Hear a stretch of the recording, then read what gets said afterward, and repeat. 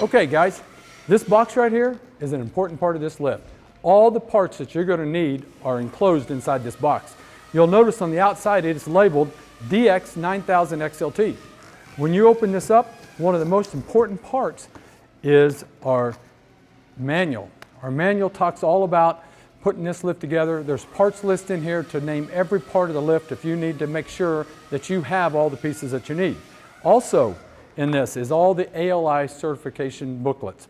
And so this lift is fully certified and all of the certificates go along with it.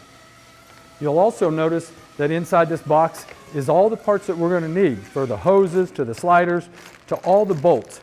And rest assured that we've done this for many years, and very, very, very seldom we have a part missing, which we take pride in. Okay.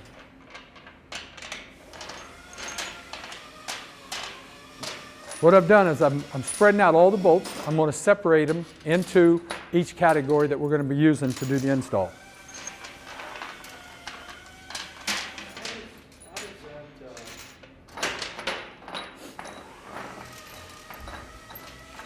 Okay, what I'm doing right now is just dividing up all the parts here so that I can easily get to it when we get to that segment in the video.